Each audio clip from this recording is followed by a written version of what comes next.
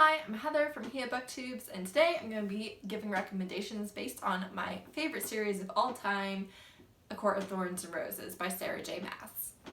Looking for other books like ACOTAR is how I found BookTube. I couldn't find what I was looking for. I didn't want just another romance with a fae. I wanted something that kind of gave me the same feeling as ACOTAR or the relationships did, and I had the wild idea to search on YouTube, and the clouds parted, angels started singing, and I found BookTube.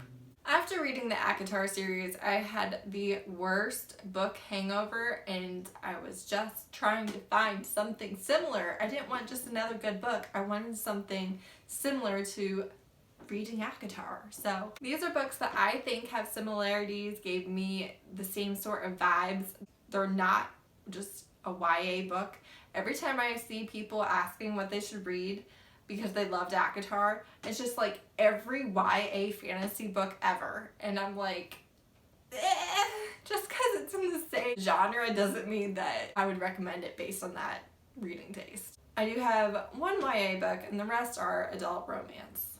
These recommendations will include spoilers for A Court of Mist and Fury and A Court of Wings and Ruin, so if you haven't read all three books, maybe don't watch this video yet.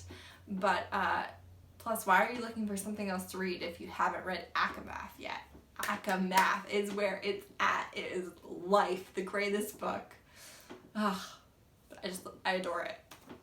First off, I'm in several Sarah J. Maas fan groups on Facebook, and I see this question asked over and over and over and over again. And that is, I've read ACOTAR, will I like Throne of Glass? Will I like Crescent City? And the answer for me is, if you like Sarah J. Maas, she has a very specific writing style. So if you like one of her books, you'll probably like all of her books. Chances are good that you'll have one series that you love more. However, I don't think you're going to love ACOTAR and absolutely despise Throne of Glass. I guess it can happen, but for the most part, if you haven't read all of her books and you really love one series, definitely go for her other books because they're very similar in style and feel. So going in a different direction here, my first non-Maas recommendation is a contemporary insta-love mafia romance. And when I say insta-love, this is like insta everything. Like the guy found his girl and he wants to marry and get her pregnant within like a week.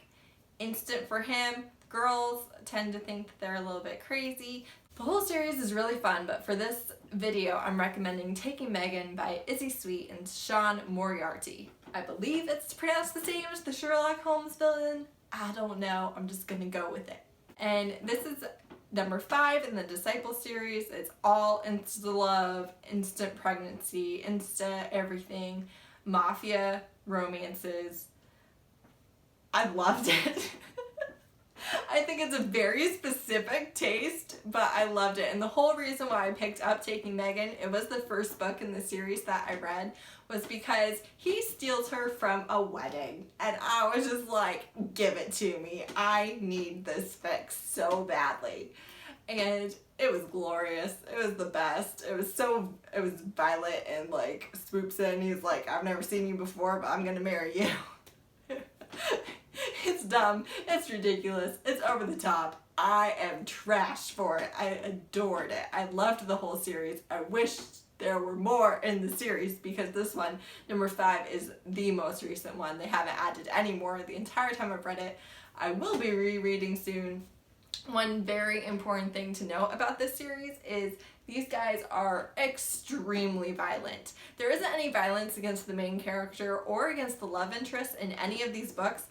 It's more the guys, the love interest, torturing their enemies. And when I say torturing, like, it is not good. Like, the first violent scene in this book was the first one that I read, and he is like skinning somebody alive. Now, the violent scenes are really easily skipped, because it's like, okay, we're in the warehouse, we're gonna torture you, you know, keep just flipping the page till you get to where they're not torturing the guy in the warehouse anymore. So it's easily skipped, but it is really violent during those scenes. It's completely over the top. I don't know what to tell you. I loved it. And obviously, just the wedding stealing scene, Just, is there anything better than that? I don't think there is. It's phenomenal. The only YA book I have on the list is The Cruel Prince by Holly Black. This is the first in the Folk of the Air trilogy, and I see a lot of people recommended it, and I see a lot of people who loved ACOTAR or all of Maas's books DNF it. I fully almost DNF'd The Cruel Prince. The main reason why I didn't was because I didn't have something else to read at the time, and I really wanted a fae romance so bad. I just picked it up from the library again because it had a gorgeous cover, and then it was about fae, and I was like, I need it. I need more fae in my life. The beginning can seem a little immature, a little more modern high school based than fae. Push through it. Push through it. If you get to the end of The Cruel Prince and you didn't fall in love, then don't continue the series. But don't DNF The Cruel Prince, because the ending, the second half of the book, the last third of the book, it's just greatness. Get through the beginning, push through it, is so worth it. And that hate to love romance. I know it's mentioned a lot, but it's such an addictive romance, and you have a completely human girl living in the fae world. She's powerless against the fae. They are immortal. They have glamour and all these things. They can compel you to do things. So she doesn't have defenses against them, and she is just fed up with it. She's always hated it, and she decides she's going to take some of that power for herself. And it is a great, interesting story. It's not just the chosen one. It's not just she gets magic or she's half fae. This is a completely human girl figuring out how to beat the fae at their own game and falling in love at the same time. So good.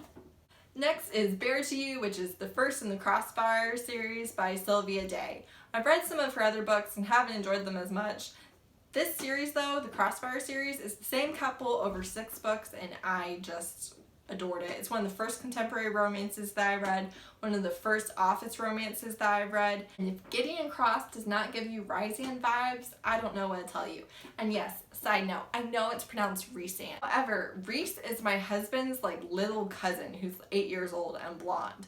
Ryzian is the High Lord of the Night Court.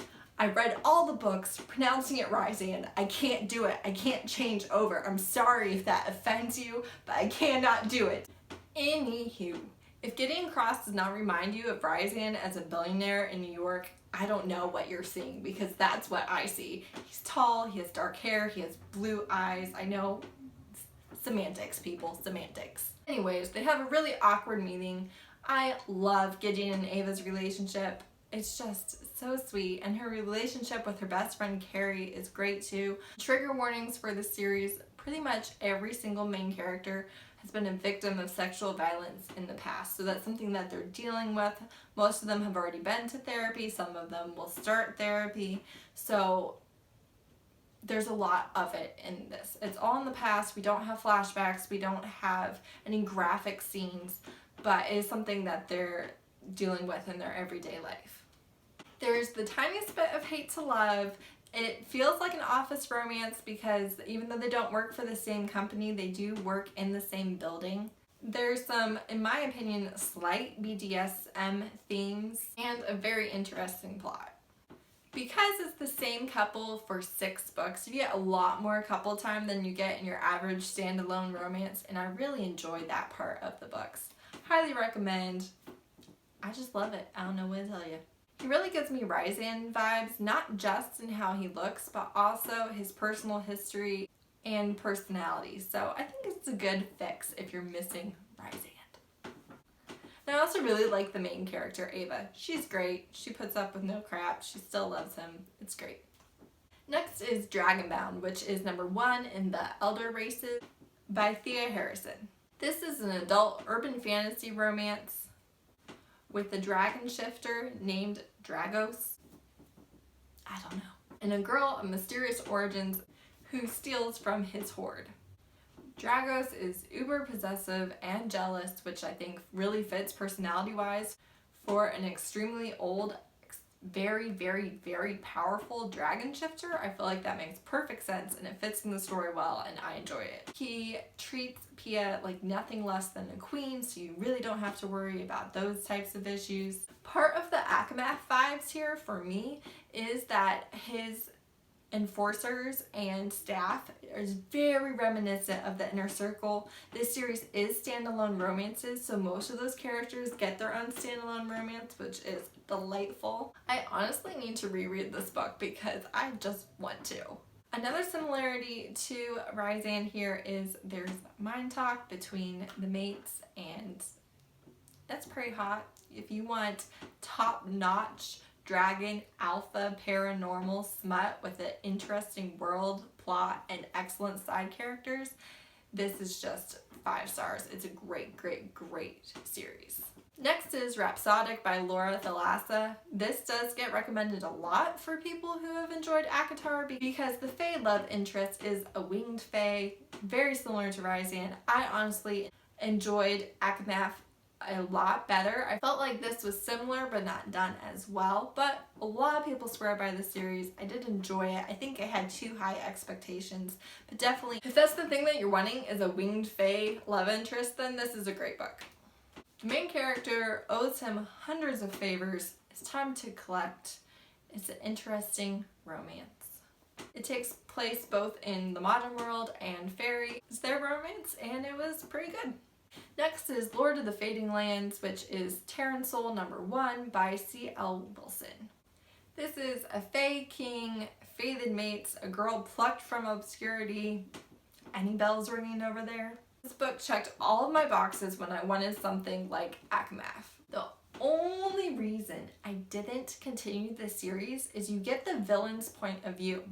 So you know these things that he's planning and these things that are going to go wrong that the main characters don't, and it gave me so much anxiety and I was just like, look out, like don't go over there. Like you just wanted to tell them what was going to happen and they didn't know, and I didn't like that. It gave me anxiety and stress, and so I didn't continue the series, but everything else about this book I loved. It's really well written. I love the romance. I love the world. It's a good time. Last is Fighting Destiny, which is #1 in the Fae Chronicles by Amelia Hutchins. If you are pining for a dark prince of the Fae love interest, then this is the book for you because that is what you're gonna get. Sin is a witch who's all about vengeance for her parents' death and protecting her coven. She hates the Fae, especially the Dark Prince Ryder. They're wildly attracted to each other. She's a little bit of a brat. She's definitely pushing him away, doesn't want to be attracted to him, doesn't want to have anything to do with him. But through a series of events, most of which are her fault, she's forced to work with him. I didn't continue the series for a couple reasons. 1, it wasn't at my library and I didn't want to have to pay for it. 2, it really seemed like there was going to be more angst and dramatics than I was willing to put up with at the time. And 3, I didn't love the main character. But like I said, if you just want a Fae, a dark Fae love interest, this is a pretty good one. So there you go. These are all books I read because I was missing ACOTAR. I needed the vibes. I needed something similar, and they helped satisfy that hole in my life. I needed an Acomaf fix. I missed Rhysand and Farah and the Inner Circle, and these helped to fill that hole in my life. So let me know if you've read any of these. Let me know if you thought that they had anything to do with ACOTAR in your professional opinion. And let me know if you have any recommendations. I do love villain and dark Fae and fated mates and all the things, but maybe lower angst. So if you have any recommendations, please let me know because I'm always looking for more to read. Thanks, bye.